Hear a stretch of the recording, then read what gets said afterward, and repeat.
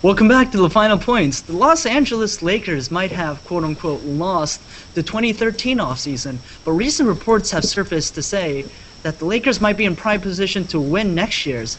People are now starting to say that LeBron James and Carmelo Anthony might exercise their early termination options next year in order to hit the free agency market. And what better place to land than in Showtime, baby. With me, I have Brian Coyle and Andrew Park, our LA expert. Let's go first to Brian. What's your take on the possible move that LeBron and Melo could team up? Maybe one of them goes and joins with Kobe Bryant. It's a really bad idea.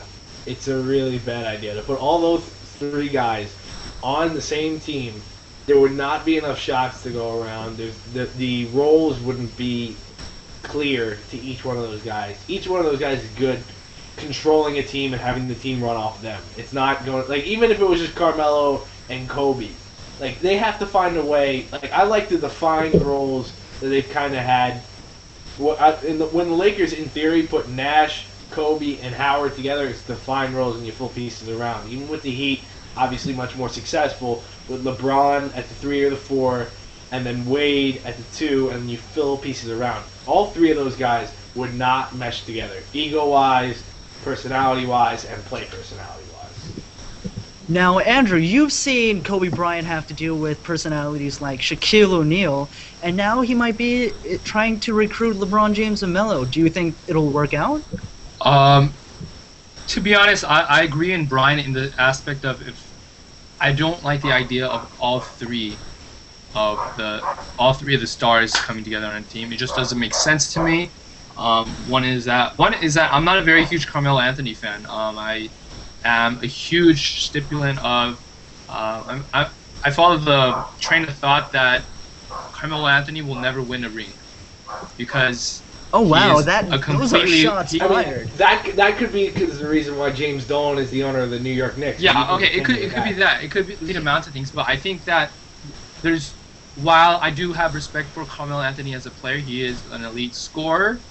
What happens when his shots don't fall? What else does he contribute?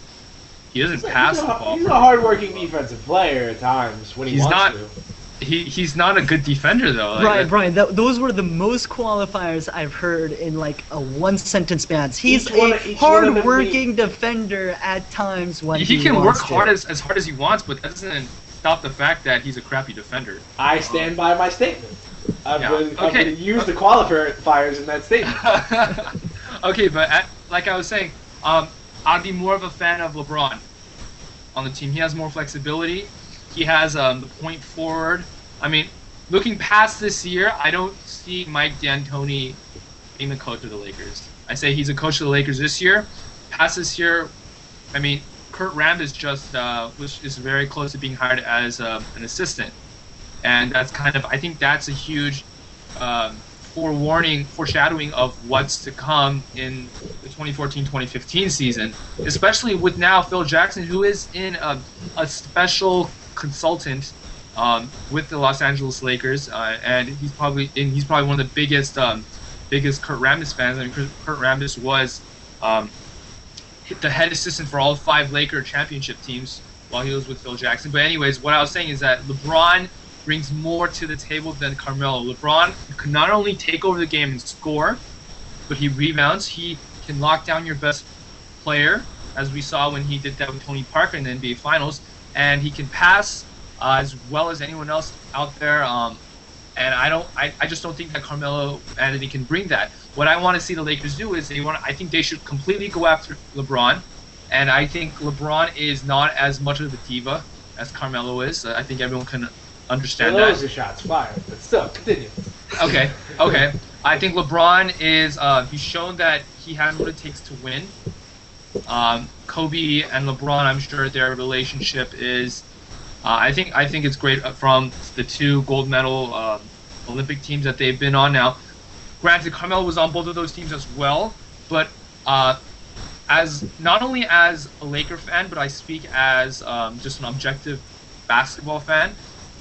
The best move for the Lakers would go after LeBron and then go after someone else. If they go after a big post player, since Pau Gasol's contract is going to be up by the time the 2014 offseason rolls around, that's $18 million off the books, and they could look to get a big name player, Kevin Love becomes a restricted free agent that year. I think LaMarcus Aldridge also becomes a free agent that year. If I'm looking at also at the other unrestricted free agents, I mean, there's Andrew Bogut, Dirk Nowitzki.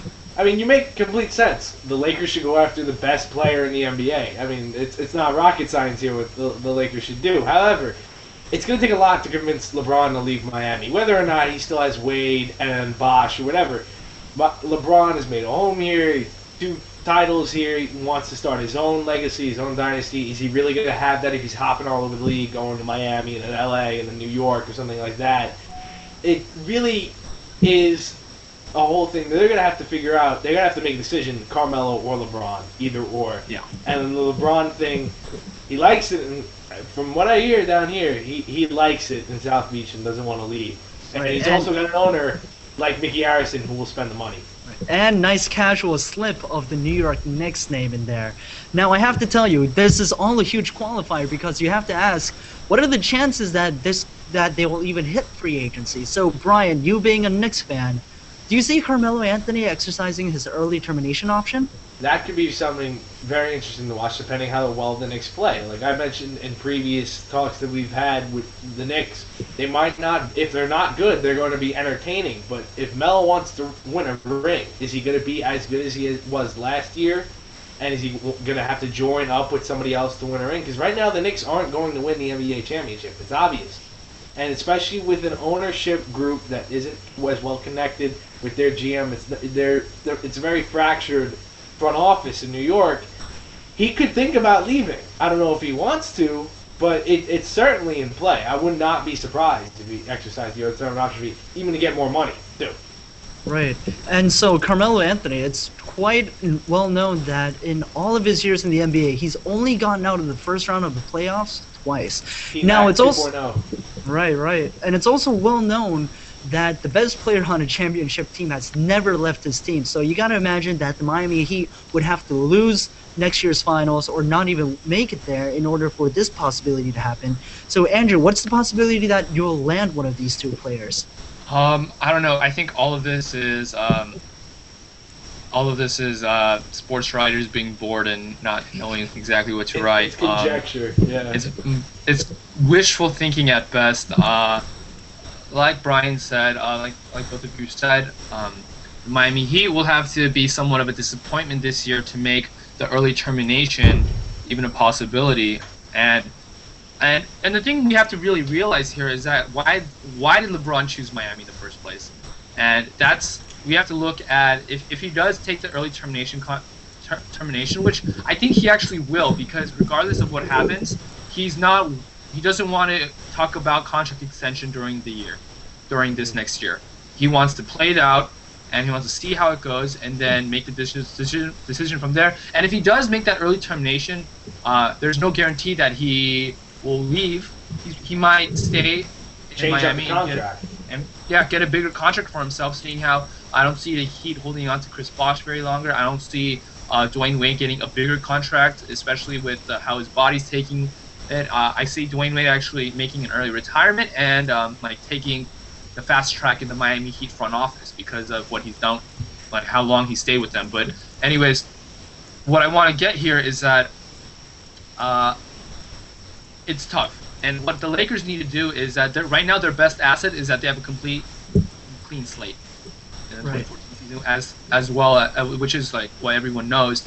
But what they need to do is they need to first indirectly attract LeBron by signing and attracting other big names. If they sign a Kevin Love, if they sign a Rondo, a Kyrie Irving, if they make big signings like that, then ultimately I think LeBron will see Los Angeles as a more than desirable place to play, because that is what the Heat did. What they did ahead of the Nets, the Knicks, the Clippers, the Bulls in the LeBron sweepstakes in 2010 is that they locked up Chris Bosh and Dwayne Wade and said, "Here, LeBron, here are your teammates, and look at what the other teams have. They don't have these 2 teammates that you're going to have if you sign with us." And that's what the Lakers need to do. If they sign other big name players, then LeBron will go. And Kobe's got to take a pay cut. Yeah, Kobe definitely will take a pay cut. He did say that right now pay cut isn't his stance, but and when you think about it, when you're bargaining, you can't really take a soft stance. So I think Kobe, in the end, he will do what it takes to win that ring, and if it means he has to take a pay cut to $10 million, then I'm more than positive that he was willing to do it. Right, and while Kobe Bryant is slated to make $30 million this upcoming season, I'm sure he'd be willing to spare a couple of bucks in order to get that 6th ring that he's so desired. And now, as you mentioned, the Lakers will have a clean slate in the 2014 season, as the only holdover they'll have is Steve Nash. That's all we have time for today, so if you like what you saw, be sure to click that like button, click on the annotation to subscribe to our channel, follow us on Tumblr, Twitter, Facebook, all the links are down below in the doobly-doo, and until next time, stay tuned.